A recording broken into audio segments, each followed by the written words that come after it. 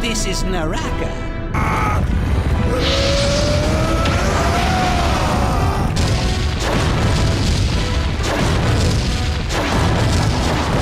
Your lives will end here! I grow tired of hearing about the world! I have had carnal knowledge of the fairest maidens in heaven. These are the finest wines of Gaia! But none of it excites my blood more than using my blade! Ha ha ha! Prepare to meet your end!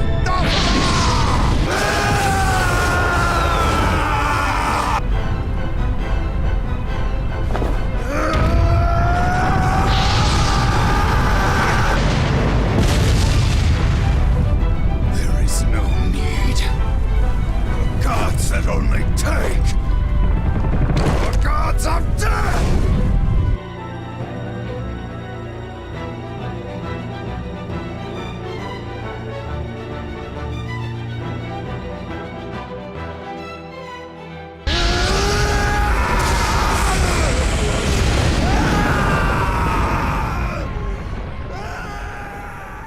Although the game was developed primarily by CyberConnect 2, who are known for their work on the amazing Naruto Ultimate Ninja Storm series of games, their 2012 joint effort with Capcom, Asura's Wrath, is legendary for those in the know. With its unique mix of science fiction and Buddhist imagery, the game is truly one of a kind, and I've honestly never played anything else like it. While I and many other action game fans love this game to bits, Asura's Wrath has its fair share of critics who dislike its heavy usage of QuickTime events, as well as the final chapter of the game being kept behind a DLC paywall. Personally, I believe the game is truly a beautiful work of art that will leave a lasting impression on you if you see it through all the way to the end, and while I could analyze the game's story and characters found within its many levels, or episodes as the game calls it, I want to talk about two episodes in particular. The Lost episodes. These are two boss fight focused levels that feature characters from Capcom's most iconic and legendary franchise, and they let us see Asura fighting some of his strongest enemies ever.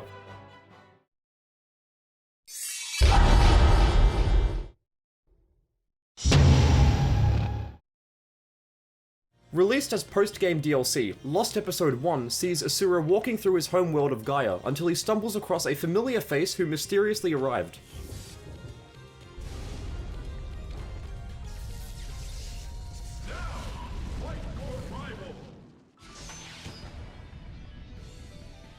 The Eternal Challenger Ryu is traveling the world looking for strong fighters, and he decides that Asura fits the bill perfectly.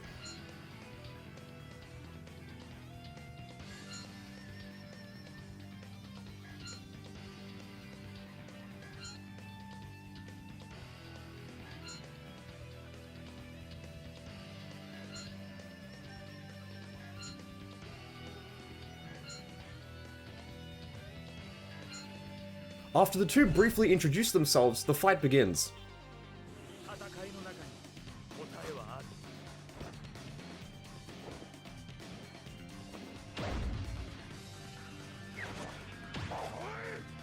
Perhaps the coolest part of this episode is how instead of immediately going into the 3D combat system found in the main game, you fight Ryu from a side view much like in Street Fighter.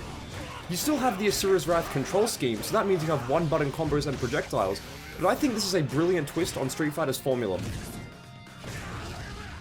I mentioned before that Asura's Wrath released in 2012, and as such, many of Ryu's assets have been reused from Street Fighter 4. The shading and texture work on Ryu's character model have been changed to match the unique art style of Asura's Wrath, and he looks fantastic in motion.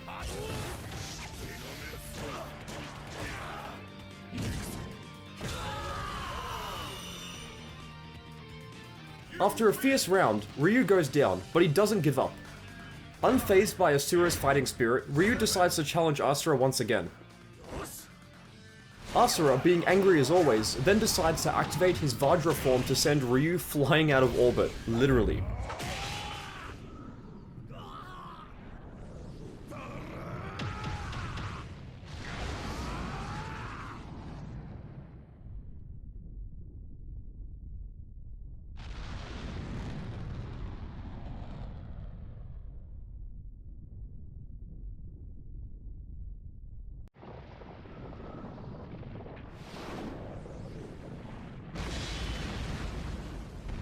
After Asura attempts to impale Ryu through the chest with his fist, Ryu's body is taken over by a dark power, allowing him to survive this otherwise fatal injury.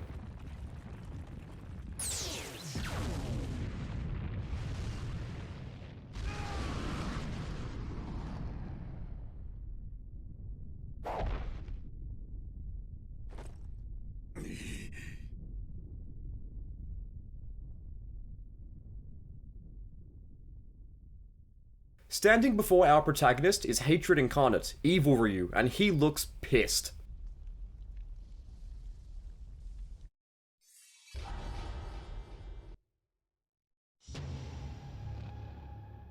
After a short break, Asura and Evil Ryu continue their battle, this time in 3D. Evil Ryu can now teleport sideways, and his fireballs are larger than ever, so this is perhaps the most powerful incarnation of Evil Ryu in any Capcom game. These guys go back and forth, with Asura dodging Evil Ryu's teleporting focus attack, followed up with Evil Ryu ripping out an extremely powerful version of his Ultra 2.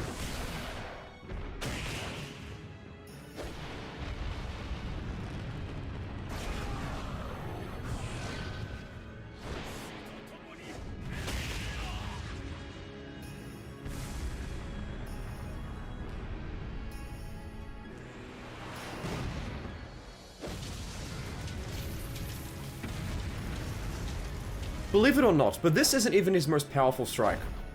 Eventually, Asura gets fed up with Evil Ryu, and he decides to perform one of the most wince-inducing, painful attacks I've ever seen in a game.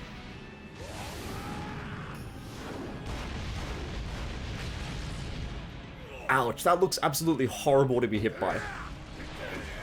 After what feels like an eternity passes by, Asura decides to use a technique he's never used before, the Raging Demon. Sensing that he will go down if he gets hit by it, Evil Ryu decides to counter Asura's technique with one of his own, leading to the sickest looking moment this episode. Even though they both hit each other at the exact same time, Asura's Raging Demon is too strong for Evil Ryu to handle, and it extinguishes the Satsui no Hado from Ryu's body. Upon realizing that they both survived the battle, Asura and Ryu have established mutual respect for one another as warriors, and they decide to battle again. But not before someone unexpected shows up.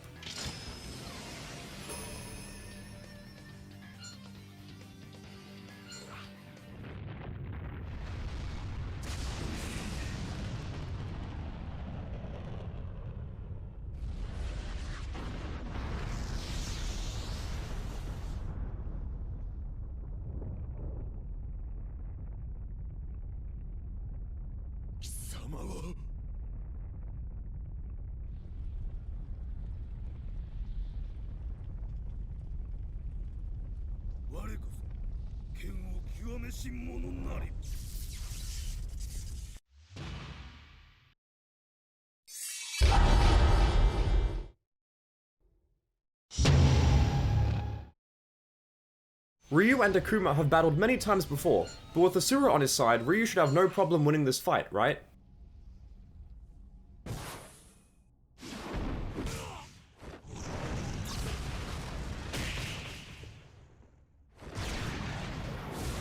See you in Street Fighter V, Ryu? I guess? Sensing that Akuma is stronger than Ryu, Asura immediately powers up, never wanting to let his guard down. Akuma then eyes Asura and determines that since he defeated Ryu in their battle and is still alive, then he must be a worthy adversary. The master of the Iron Fist, Akuma, then decides to begin the battle proper, and once again we are treated to another 2D battle. Asura takes a note out of Guile's book because he hits Akuma with a devastating flash kick in the corner. Much like Ryu, Akuma seems to be down for the count here, but he quickly regains his fighting spirit and decides to battle Asura once again. In this second battle, Akuma manages to land his second Ultra combo, and while it uses the same animation and camera work from Street Fighter 4, the different shading and lighting in Asura's Wrath makes it look extra cool.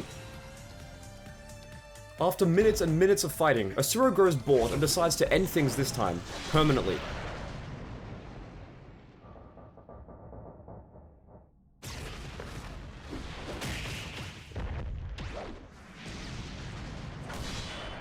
After having his jaw rocked, Akuma gets sent flying away, but because this is essentially an anime game, this battle isn't over just yet.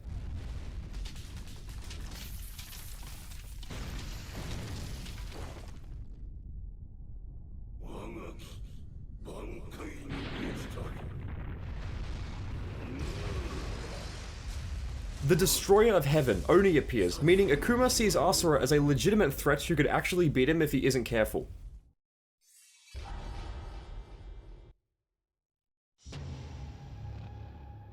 Witnessing Akuma transform into his most powerful being inspires Asura to do the same, and this is where it gets real.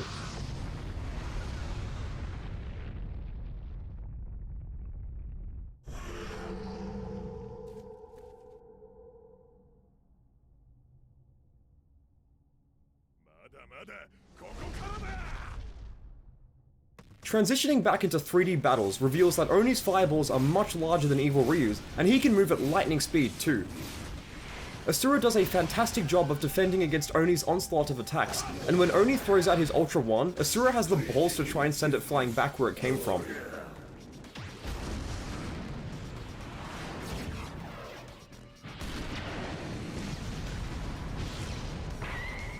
I think it's right about now when Akuma starts to regret challenging Asura to a fight, honestly.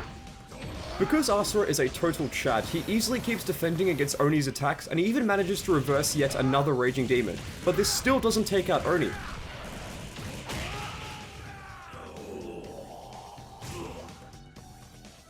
Even though this next technique is literally impossible to do in Street Fighter 4, Asura manages to block a fully charged focus attack before potentially being killed by Oni's Ultra 2.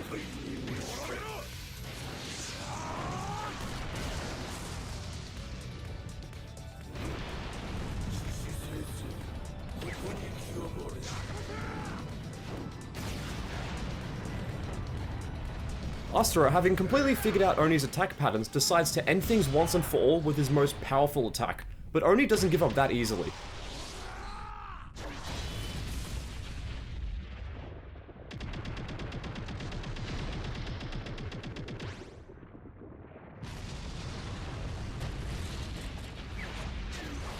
Oni even manages to send them both through the moon in a scene very reminiscent of the one in the opening video to Street Fighter 4.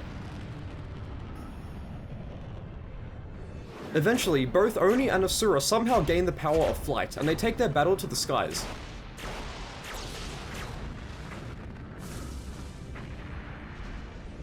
They then begin to tumble back into the Earth's atmosphere, burning up and causing a massive nuclear explosion once they make contact with the ground, but not even this is enough to stop them from fighting. Now that they're right up close and personal, nothing is stopping them from holding back, and I mean nothing.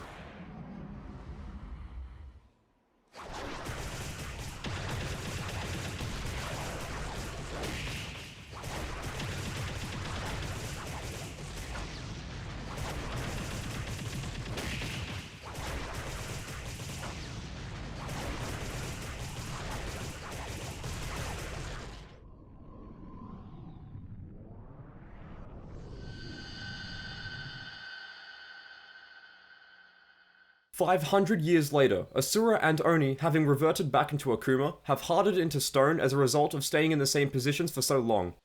Moss is beginning to grow on their bodies as they endlessly stare each other down, showing how they have become one with nature in their solitude. Deciding that now, after 500 years, is the perfect time to end things, Akuma and Asura deal each other one final blow.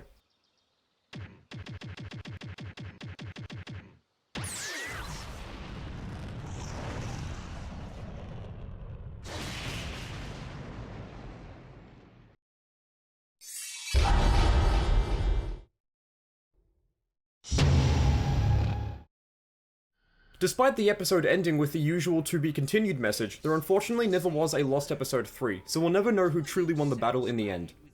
I remember seeing these episodes as a kid in the early 2010s on YouTube, and let me tell you, my mind was blown. It wasn't until many years later that I actually got to play them for the first time on PS3, and it was amazing. I even managed to collect all the trophies for these episodes, as well as the Platinum Trophy for the main game on PS3, and I loved every single minute of it. If you're a fan of Street Fighter or Asura's Wrath, you'll most likely pick up on the heaps of fan service the developers put into these episodes, and if you have a modern Xbox console, I highly recommend picking up a copy of the game and the DLC as the game is backwards compatible. If you don't have access to an Xbox, you could easily emulate the game using the RPCS3 emulator in 4K 60 frames a second, so it looks even better than normal. Information on the development of these episodes is unknown, and I tried searching high and low for a developer interview, quote, article, etc., but I couldn't find a single piece of official written documentation about these episodes. While the DLC itself is quite small, the amount of work that went into each portion is truly impressive, so I estimate that a good amount of resources and time would have gone into both of them. Since the Lost episodes were released a few months after the game did, I estimate that they were developed towards the end of the main game's production, and I also believe that there were planned to be more of them due to the ending message of Lost Episode 2. Asura's Wrath released to mixed to positive reviews in the West, as well as having, unfortunately, very poor sales figures, so this could have influenced Capcom and CyberConnect 2 to cut their losses and cease production of all future DLC for the game. Look, I could be wrong about all that, but we really don't have a definitive answer at the end of the day, so I wanted to do some brainstorming. Overall, look, you owe it to yourself to play Asura's Wrath if possible. The beauty of the game is that it's not for everyone, and it doesn't try to be.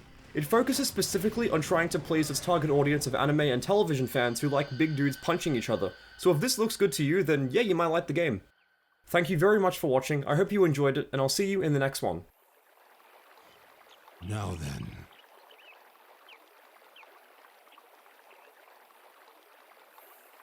Let's settle this!